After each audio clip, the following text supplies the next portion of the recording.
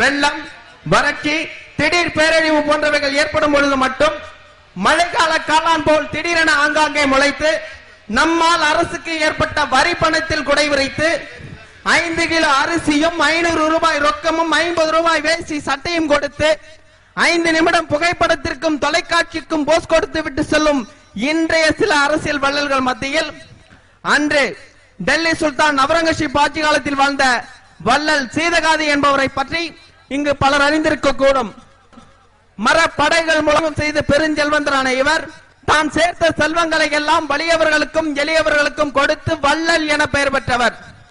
ஒரு முறை இவர் வாழ்ந்த கீழ்கரை பகுதி பஞ்சத்தில் வாடிய பொழுது ஒரு நாள் அல்ல, ஒரு வாரம் அல்ல, ஒரு மாதம் அல்ல, ஒரு வருடம் அல்ல, கிட்டத்தட்ட 10 ஆண்டுகள் அப்பகுதி மக்கள் அனைவரையும் தம் பொறுப்பில் ஏற்று அவர்கள் அனைவருக்கும் வேண்டிய உதவிகளை கடைசி வரை செய்தவர் தான் இந்த வள்ளல் சீதகாதி. சுனாமியை கைகாட்டி பல பினாமி பேரில் சொத்து சேர்த்த இன்றைய நல்லவர்கள் அந்த வள்ளலை பற்றி அறிந்திருக்க நியாயமில்லை.